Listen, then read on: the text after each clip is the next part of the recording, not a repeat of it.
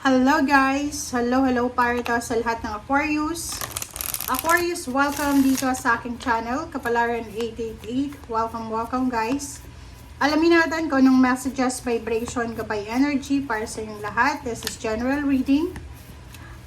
Titingnan natin dito Aquarius kung ano ang message na pwedeng mag-resonate ka. So, thank you sa lahat ng Aquarius na patuloy na nanonood dito sa aking channel. Doon sa mga bago at dati kong subscribers, maraming salamat sa inyong lahat. Okay Aquarius, first card mo dito is a new dawn. The worst is now behind you and positive new experiences are on the horizon. So, this is a positive card na sinasabi sa'yo, bagong umaga siya. New beginnings, new start. Yung parang pagkagising sa umaga. Sinasabi na yung worst daw, yung negative, yung toxic, yung sad or lonely na sitwasyon sa buhay mo or past na hindi maganda ay behind you na. Okay, nasa likod mo na yan. And yung positive new experience ay parating na. Okay, so ito yung message sa'yo, Aquarius.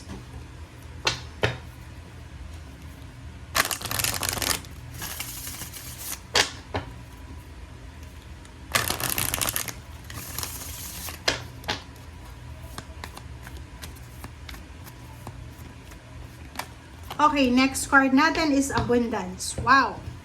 Abundance card. Dito sinasabi ng barahan na ihanda mo ang sarili mo, Aquarius. Okay, ihanda ang sarili para sa incoming abundance. So, same din dito, sinasabi na isang positive new experience ang parating. So, same din dito sa second card mo and different deck na sinasabi ihanda mo ang sarili mo kasi may paparating na abundance. So, before dumating yung abundance na yan, or positive new experiences na yan, kailangan mong alisin sa buhay mo, sa, like for example, sa mindset mo, sa mental mo, yung mga mental blockages, na pwedeng hindi na parang kailangan mo for the next journey or stage sa buhay mo. Okay? And there's enough abundance for everyone. So, wag tayong masyadong magmamadali, wag din tayong mainggit, wag din tayong mag-envy, mag-jealous, kasi lahat ng tao dito sa mundo ay may kanya-kanyang abundance and prosperity. So basta ihanda mo ang sarili mo, any forms, maybe financial, maybe emotional, maybe baby, trabaho, or anything na abundant and prosperous.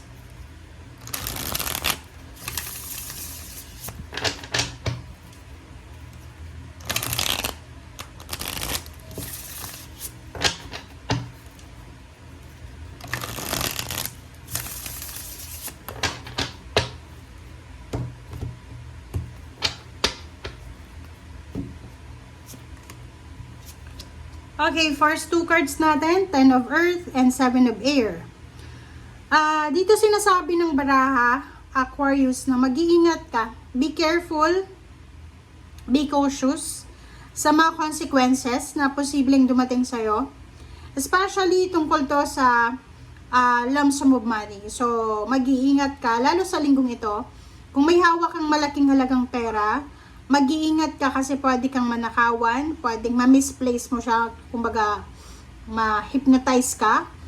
And sinasabi ng 10 of Earth dito na mag-iingat tayo sa mga transactions natin. If meron tayong mga transactions na may involved na cash or maybe money. Okay? And sinasabi ng baraha sa'yo dito na may upcoming news, good news about inheritance or maybe business offer, job offer.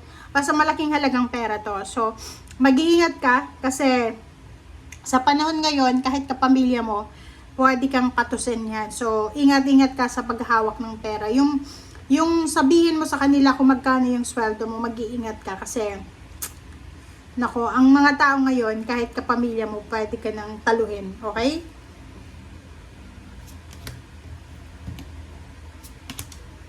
Okay, Knight of Air, wow. Isang balita, isang good news ang posibleng matatanggap mo. This one is all about emotion, family. So, there's a good news about your family na pwedeng magdala sa'yo ng motivation and determination. There's a good news about yourself, like yung babae dito na Aquarius na wini-wish niya talaga, minamanifest niya na magkaroon ng baby, mabuntis, or maybe magkaroon ng baby na like kung medyo may dead ka na, yung magka-adapt ka ng baby, parang ganun. So, possible siya. So, may good news, may confirmation dito about emotional happiness, may wedding anniversaries, wedding invitation, birthday celebration, 60th birthday. So, kung ano man siya, sinasabi na this week ay matatanggap mo yung message. Maybe about sa family mo, sa kapatid mo, or sa intimate, asawa, boyfriend, girlfriend na good news. Trabaho. So, yon. So, yung good news na yan na darating sa'yo sa linggong ito, isa din na pwedeng good news is all about work. Okay? King of Fire tayo. So, about foundation. So, maybe may job offer, may signing of contract na, may visa na kung pupunta ka ng ibang bansa, or may agency ka na. So, maraming, kumbaga, rason kung bakit ka magiging masaya. Unang-una yun nga, lump sum of money. Pwedeng manalo ka sa loto, sa sugal, or sa kung saan pa man. And may mga good news about emotion, good news about work, about, like for example, may good news about sa overtime, may mga schedule, work schedule, parang gano'n.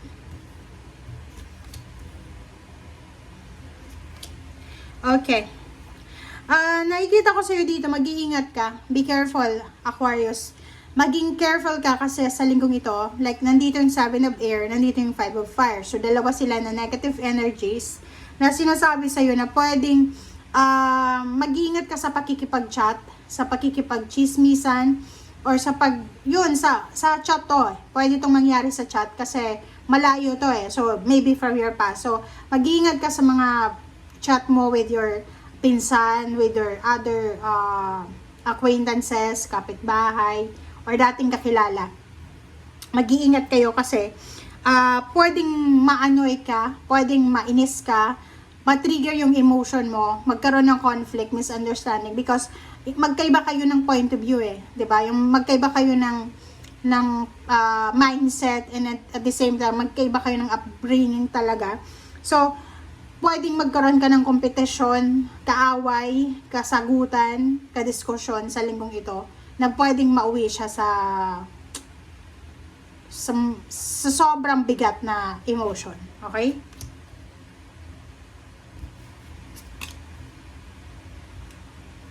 Okay, so last 3 cards mo dito is Page of Earth, Queen of Air. Confirmation dito, congratulations sa'yo, Aquarius, kasi makakatanggap ka ng sulat. This is maybe visa, contract signing, about a passport, or anything na good news siya. And ihanda mo daw ang sarili mo dito kasi maganda tong balitang to na pwede mong pagkakitaan. This news will give you abundance, opportunity, and resources. So, yung balitang ito ay parang eto yung katuparan ng matagal mo nang pinag-pray, eto yung katuparan ng pangarap nyong mag-asawa, magkapatid, or buong pamilya. Okay? Thank you guys for watching. Bye!